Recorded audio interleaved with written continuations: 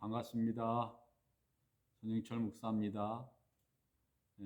벌써 오늘 마지막 주일입니다. 벌써 설 명절이 시작되어서 귀향을 하고 또 휴가를 가는 사람들이 많다고 뉴스에 나오고 있습니다. 코로나가 확산되고 있음에도 불구하고 약 2,800만, 3천만 명이 이동을 하고 있다고 합니다. 저희 동네에도 보면은 이 주유소에 기름을 넣기 위해서 차들이 굉장히 많이 몰리더라고요. 그리고 부모 형제들을 만나기 위해서 세차를 하는데 그 세차하는 줄 서는 것이 한 2, 30m 이상 이 차들이 서 있더라고요. 지나가면서 그 차 안에 계신 분들을 제가 얼굴을 쭉 보니까 그렇게 길게 기다리면서도 짜증을 내거나 원망하신 분은 안 계신 것 같아요. 다들 명절 기분에 들떠서 또 고향을 간다는 그 마음에 들떠서인지 얼굴이 굉장히 표정이 밝은 것을 보았습니다. 그러나 지금 보면은 10만 명당 약 30명에서 40명 확진자가 나오고 있습니다. 그리고 또 자영업을 하시는 분들은 굉장히 힘들고요. 그리고 빚을 낸 사람들이 금리가 올라감으로 인해서 그냥 어려움을 당하고 있습니다. 그래서 그런지 한편으로는 이 근심이 있는 것도 사실입니다. 그러나 이러한 여러 가지 환경이 어렵다 하더라도 이 설 명절은 누구나에게 기쁨과 희망을 주는 건 사실입니다. 이러한 귀향 행렬은 우리나라에 국한된 일은 아닙니다. 이 중국이나 동남아 여러 나라들, 그리고 미국 같은 나라도 보면은 성탄절이나 추수감사절 주일 그런 데 보면은 많은 사람들이 고향을 찾고 또 가족을 찾는 일이 있습니다. 그러면 이 사람들이 이렇게 고향과 가족을 찾는 이유가 어디에 있을까요? 우리 성도님들은 왜 사람들이 그렇게 고향과 가족을 찾으러 머나먼 길을 그렇게 수고롭게 이동을 하고 있다고 생각하십니까? 제가 생각하기에는 사람은 누구나 다 자기가 누구인가 또 어디서부터 왔는가 이런 이 정체성이나 이 뿌리를 찾고자 하는 이 본능적인 마음이 있는 것 같아요. 그래서 살아가면 바쁘게 살아가지만 한편으로서는 이와 같이 자기의 뿌리를 찾고자 하는 이러한 본능적인 이 생각이 솟아오르기 때문에 그 명절 때마다 이렇게 고향을 찾고 부모 형제를 찾는 거 아닌가 이렇게 생각이 듭니다. 우리 예수 믿는 사람들은 이 가족을 명절에 만나서 기뻐합니다. 똑같이. 그러면서 또한 한 가지로 또 마음에 근심이 있고 또 깊은 곳에서 고통이 있는 것을 또 숨길 수가 없습니다. 그것은 다른 것이 아니라 사랑하는 가족들이 구원을 받지 못하였을 때, 자녀들이 또 부모 형제들이 아직도 신앙생활을 하지 않을 때 겪는 근심과 고통입니다. 성경에는 이러한 고통과 근심이 여러 군데 이렇게 소개되어 있습니다. 로마서 9장에 보면은요, 위대한 사도 바울도 자기 부모 형제와 고륙 친척과 민족이 구원받지 못함으로 인해서 끊임없이 가슴 깊이 근심하고 고통을 겪고 있다. 이렇게 소개하고 있습니다. 이러한 고통과 슬픔은 이 세상에서만 있는 것이 아닙니다. 저 세상 가서도 비록 예수 믿고 천국에 간 사람이라 할지라도 천국에서도 이 지상에서 구원받지 못한 이 자녀들을 생각하면서 또한 천국에 같이 함께 오지 못한 가족들을 생각해 보면서 근심과 고통이 있으리라고 봅니다. 성경에 보면은 그 천국을 묘사하는 말씀이 여러 군데 있습니다. 그 중에서 요한계시록에 보면은 천국에는 하나님과 그리스도 예수님의 보좌로부터 강물이 쏟아져 흘러나오고 있다는 그런 말씀이 있습니다. 그 생명수 강입니다. 하나님께서 왜 생명수 강물을 그렇게 크게 흘러가게 하셨을까요? 뭐 고기를 기르시게 하기 위해서 그랬을까요? 아닙니다. 천국에서 이렇게 가족이 함께 천국에 오지 못하고 또한 이 지상에 사는 성도 자녀들과 후손들이 구원받지 못했기 때문에 그들을 위해서 고통하며 슬퍼합니다. 천국에서도 그분들이 위로를 받고 그 슬픔을 씻기 위해서 이 천국의 생명수의 강물이 있다고 저는 봅니다. 그렇다면은 이 예수님 믿는 사람들이 이렇게 가슴 깊이 느끼는 고통과 근심은 왜 생기는 걸까요? 제가 생각하기에는 첫째로 이 세상에서 구원받지 못하고 살아가는 사람들은 마치 쇠를 녹이는 용광로와 같은 세상에서 살고 있다고 생각합니다. 하나님께서 성경 여러 군데서 그 구원받지 못한 사람들이 사는 세상을 설명하실 때 샘물을 녹이는 용광로와 같다 이런 말씀을 하셨어요. 그 애굽에서 이스라엘 백성들이 구원을 받았는데 그 애굽을 설명하실 때 하나님께서 쇠를 녹이는 용광로와 같은 곳이다 라고 말씀하셨어요. 참으로 이 세상에서는 이 죄악이 가득하고 또 하나님의 통치를 받지 못하고 마귀의 거짓의 통치를 받고 그리고 헛되고 거짓된 우상을 섬기고 그로 인해서 고통받는 이 세상. 이 세상은 그야말로 불행한 세상입니다. 마치 쇠를 녹이는 용광로와 같은 곳입니다.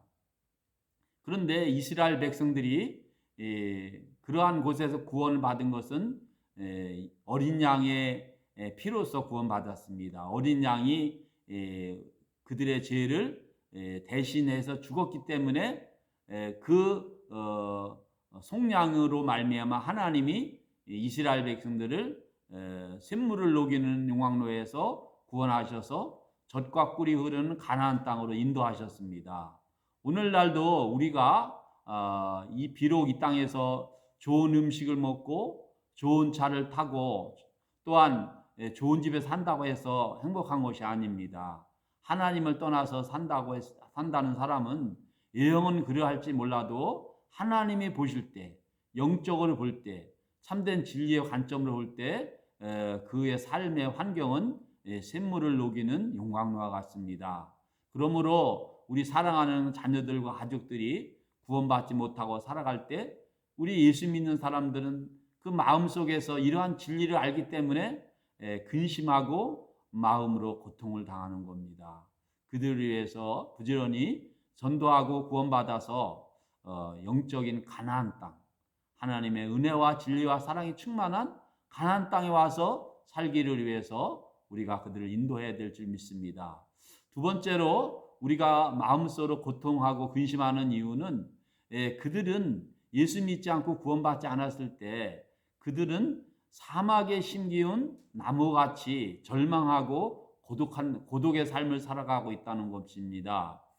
성경에 보면은 그 하나님을 떠난 사람들, 믿음이 없는 사람들은 마치 광야에 소음기가 있는 염분이 가득한 땅에 심기운 나무 같다는 이런 표현을 하셨습니다. 하나님이.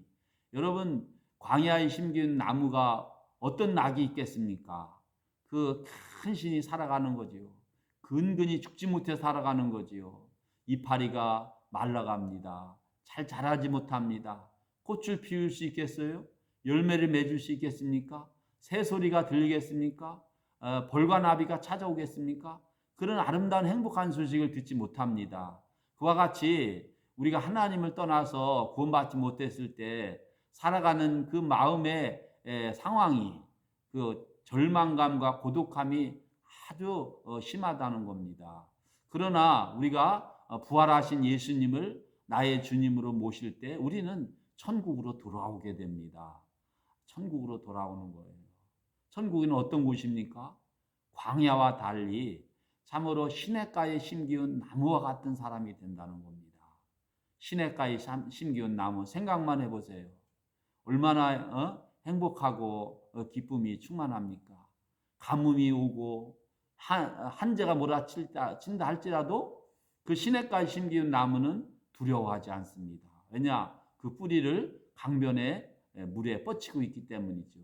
그래서 시절에 따라서 꽃을 피우고 열매를 맺고 그 이파리가 시들지 않고 계속해서 자라갑니다. 이와 같이 부활하신 예수님을 나의 주님으로 모셔드리고 또 예수님을 의지하며 살아가는 사람은 이와 같은 마음의 평화와 기쁨이 넘치고 또 성령님의 역사하심으로 진리를 깨닫게 됩니다. 그리고 때에 따라서 귀하고 좋은 일을 맺는 거예요. 꽃을 피우는 때가 있고 열매를 맺는 것처럼 인생에 좋은 일이 있다는 거 아니겠습니까? 그래서 우리가 이 설 명절에 기쁨도 있지만 한편으로 예수 믿지 않는 가족들, 자녀들을 생각할 때 그 마음에 고통이 있고 또 근심이 있는 것은 사실입니다. 세 번째로 우리가 예수 믿지 않는 가족들을 위해 느끼는 고통은 그들이 원수 같은 인간으로부터 압제를 받고 있기 때문에 고통을 당합니다. 우리가 하나님을 섬기고 예배하고 경배하면은 하나님이 그들의 가정을 지켜주시고 또 생업을 지켜주십니다. 또 재산을 지켜주십니다. 건강도 지켜주십니다. 그러나 하나님을 의지하지 않고 내 혼자 내 힘으로 살아간다고 한다면은 하나님은 그들을 지켜주실 수가 없습니다. 또 잘못하다간 늑대와 같은 인간, 여우와 같은 인간, 호랑이와 사자 같은 인간들을 만납니다. 그래서 애써서 땀 흘려 버는 돈을 다 잃어버리고 재산을 잃어버리고 건강을 잃어버리고 또한 종과 노예로서 묶이고 비참한 인생을 살아간다는 거죠. 그러나 우리가 예수 믿고 하나님 앞에 나와서 예배드리고 하나님을 섬기면은 하나님이 지켜주시는 거예요. 하나님이 나의 산성이 되시고 요새가 되어 주셔서 이 코로나의 위기 속에서도 지켜주시고 또한 나의 이 생업이 어려운 이 시대라고 하지만은 또 하나님이 지켜주시고 내가 땀 흘려 버는 돈을 또 지켜주시고 그래서 복된 인생, 행복한 인생을 살아가는 거죠. 원수와 같은 사람들을 만나지 않고 만났을지라도 잘 정리가 되게 하시는 것이 하나님의 은혜입니다. 해를 받지 않도록. 사랑하는 여러분, 우리가 이 땅에서 예수 믿고 하나님을 섬기는 것은 엄청난 복의 터전을 마련하는 것입니다. 이와 같이 우리 사랑하는 가족들이 예수님 믿고 하나님을 섬김으로 말미암아 하나님으로부터 이렇게 나의 인생, 나의 가정, 나의 생업 모든 것을 산성과 같이 울타리처럼 지켜주시는 은혜를 받았으면 좋겠습니다. 그래서 믿는 사람들은 이와 같은 진리를 알기 때문에 믿지 않는 가족들, 부모 형제들을 바라보면서 눈물을 속으로다가 고통스러워하고 근심을 하는 겁니다. 얼마나 기가 막힌 일이겠습니까? 그래서 사도 바울은 그 로마서 10장에 자기의 마음의 소원이 있고 또 기도하는 것은 자기의 백성들, 가족을 위해서 그들의 구원을 위해서 기도하고 있다. 이렇게 말을 했습니다. 우리도 이 구원받지 못한 부모 형제들, 고륙 친척들을 위해서 이름을 불러가면서 하나님 그들을 구원해 주세요. 깨닫게 해 주세요. 회개하고 예수님의 십자가의 은혜 가운데 나오게 해 주세요. 부활하신 예수님을 나의 주님으로 모셔드리고 하나님을 예배하는 귀한 가족들이 되게 해주세요. 이렇게 기도하시기 바랍니다. 그렇게 기도하시고 또 간절한 마음으로 전도하면은 언젠가는 그들이 예수 믿게 됩니다. 구원받습니다. 저희들도 보면은 이 구원받는 것이 분명히 우리를 위해서 누군가는 분명히 기도하는 사람이 있기 때문에 또 간절히 전도하는 사람이 있기 때문에 우리가 구원을 받은 것입니다. 그러므로 구원받은 우리가 먼저 이 구원받지 못한 가족들을 위해서 그렇게 간절한 마음으로 기도하고 전도하면은 때가 되면은 그들도 다 우리와 같은 이러한 복을 누릴 줄 믿습니다. 사랑하는 여러분, 이렇게 코로나의 위기 속에서 명절을 맞이하고 있습니다. 이 즐거운 명절이 되시고 또 한편으로서는 아무런 사건 사고 없이 이 명절을 보냈으면 좋겠습니다. 2022년에는 구원받지 못한 사람들이 한 가정, 두 가정, 한 영혼, 두 영혼들이 주 예수 그리스도를 믿는 믿음으로 돌아왔으면 좋겠습니다. 그래서 풀무불과 같은 새를 녹이는 풀무와 같은 그런 세상에서 구원을 받고 또한 고독한 인생에서 구원을 받고 원수와 같은 인간 속에서도 구원을 받아서 자유롭게 살아가는 행복한 한 해가 됐으면 좋겠습니다.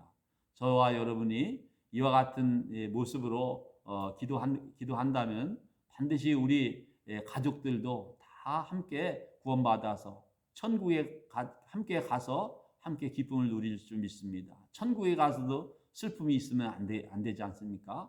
천국에 가서도 내가 사랑하는 가족과 자녀들이 다 함께 이렇게 천국에 왔구나. 서로 바라보면서 기뻐해야지. 누구는 아직 못 왔네. 아직뿐만 아니라 다른 곳으로 갔네. 이 얼마나 슬픈 비극입니까? 그런 일이 있으면 안 되겠습니다. 다 같이 이를 위해서 우리 한번 기도 한번 드리겠습니다. 하나님 아버지 감사합니다. 이렇게 고단한 명절을 맞이했습니다. 가족들이 서로 그리운 얼굴을 찾아 부모 형제를 찾아 떠가고 있습니다. 우리 하나님 사랑하는 자녀들과 가족들이 다 예수 십자가의 은혜로 구원받고 부활하신 예수님을 영접하여 하나님의 자녀가 되어 하나님을 섬기는 귀한 축복의 영광을 누리게 하여 주시옵소서. 오늘 전한 말씀을 기억하게 하여 주시고 이 은혜를 함께 누리는 놀라운 축복과 역사가 있게 하여 주시옵소서. 예수님의 이름으로 기도하옵나이다. 아멘. 감사합니다. 오늘 이렇게 설명절이 시작되었는데요. 즐겁고 행복한 여정이 되시고 여행이 되시기 바랍니다. 그러면 다음 주에 다시 만나 뵙기로 하겠습니다. 감사합니다.